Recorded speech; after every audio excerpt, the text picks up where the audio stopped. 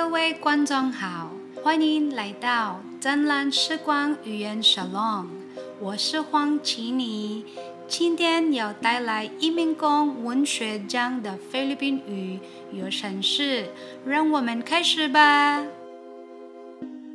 Kamusta sa lahat ng ating mga tagapakinig? Maligayang pagtangkilik sa ating Brilliant Time Language Salon. Ako si Huang Chini at ang matutunghayan ninyo ngayon ay ang audiobook sa Migrant Workers Literature Award. Halina at magsimula na tayo. Pienta de Hanji, Melinda M. Babaran. Latay sa laman, Melinda M. Babaran. Ang tagal kong nakatitig sa maletang walang laman. Hindi ko maumpisahan ang aking pag-iimpake. Hindi ko maintindihan ang nararamdaman ko. Halo-halong emosyon ang tila nagtatalo sa loob ko na nakatago sa blankong pagtitig sa kawalan. Masayang malungkot, nag-aalala at takot. May oras ka ba? Pwede bang samahan mo muna ako? Kwentuhan muna tayo. Uwi na kasi ako ng Pinas. Tapos na kasi ang kontrata ko bilang isang factory worker sa isang malaking kumpanya ng integrated circuits dito sa Taiwan. Malungkot kasi kailangan ko nang iwan ang bansang naging tahanan ko ng mahigit isang dekada. Kailangan ko nang iwan ang bansa na kung saan ako naging tunay na malaya. Masaya sanang umuwi sa tahanang kinalakihan ko. Makakita ng mga pamilyar na mukha ng mga kamag-anak at kaibigan. Kahit na mas maraming hindi magagandang alaala ang isa-isang bumabalik sa isipan ko, lalo ngayong malapit na ang pagbabalik ko. Masaya sana, kaso andun ang tatay ko, kaya natatakot ako. Ang weird, diba? Takot ako sa sariling ama ko.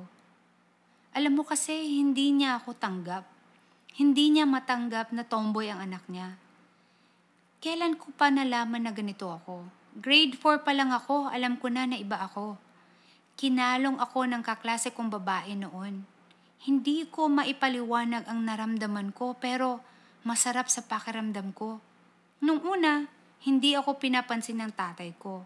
Marahil nalulunod din siya sa sarili niyang kalungkutan noong mga panahong yon dahil kakaalis lang ng nanay ko para mangibang bansa. At dahil siya na rin ang tumatayong ama at ina, mas inaalagaan niya ang mga nakababata kong kapatid. 10 taong gulang na ako noon. Hindi na masyadong intindihin at ganun pa lang kaaga nakitaan na ako ng mga magulang ko ng pagiging independent. Kaya siguro hindi niya napansin na puro lalaki ang mga kalaro ko noon. Na imbis na mga manika ang hawak ko, mga text, tansan, turumpo at yoyo ang mga laruan ko. Inaabot ng maghapon sa init ng araw sa pakikipaghabulan, patintero at tumbang preso. At kapag nagkakapikunan, nakikipagbalyahan at suntukan kahit na puro lalaki ang kalaban. 13 anyos na ako nung simula niyang punahin ang pagkilos ko. Napakaharagan ko daw. Dalagitan na daw ako pero paglalaro pa sa kalye ang inaatupag ko at puro lalaki pa daw ang mga kalaro ko. Sa tuwing nakikita niya ako naglalaro sa kalye, palo ng sinturon ang inaabot ko. Kahit saan ako tamaan ng matigas na sinturon na sa tuwina ay nagiiwan ng latay sa balat ko. Gumuguhit na init sa tuwing lalagapak sa braso, sa binti, sa likod. Kahit saan ako matamaan na mas madalas, ang pinanghahampas niya pa ay yung bakal sa sinturon niya at hindi ang leather na parte nito. Parang unti-unting pinupunit ang aking balat at mga kalamnan sa sakit.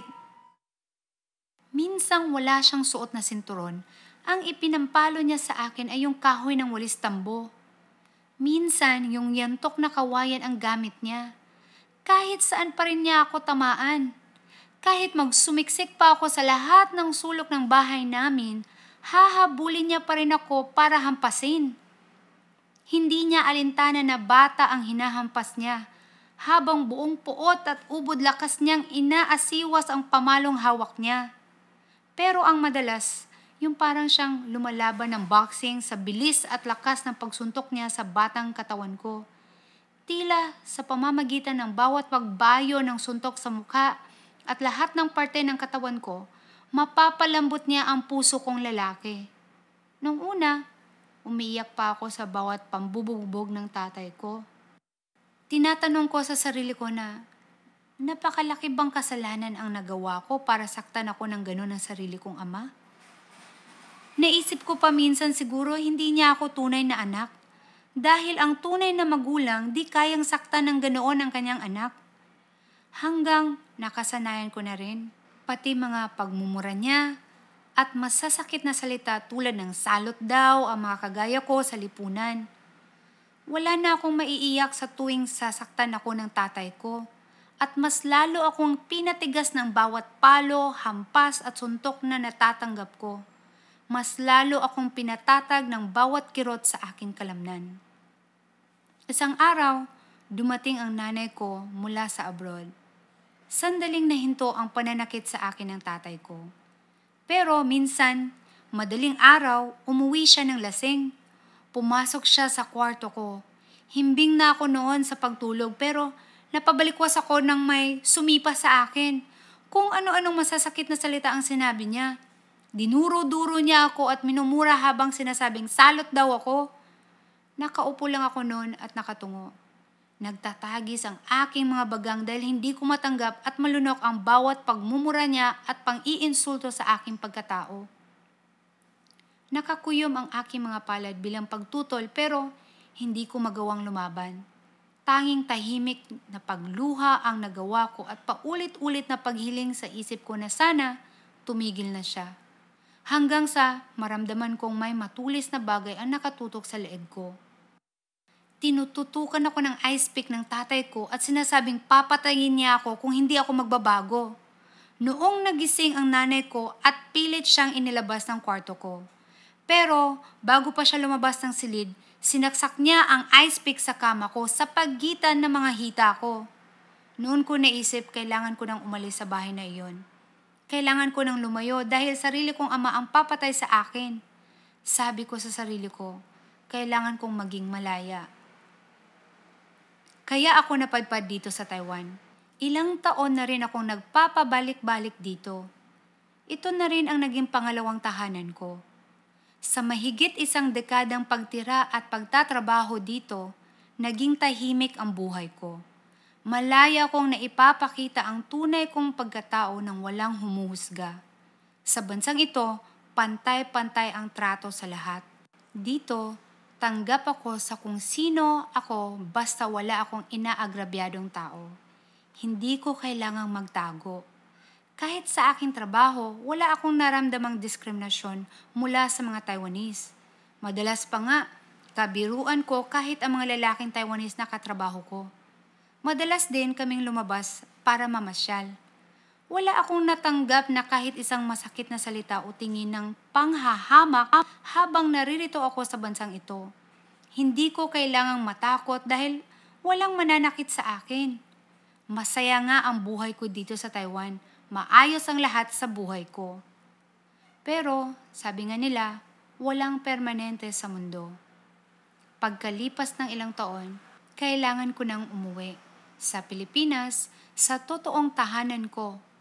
Pero natatakot akong makita ang aking ama. Pasensya ka na kung naiiyak na ako. Natatakot kasi akong makita ang mukha niyang pinaglipasan na ng panahon. Ang mga pisngi niyang lumubog na at mga mata niyang lumamlam na.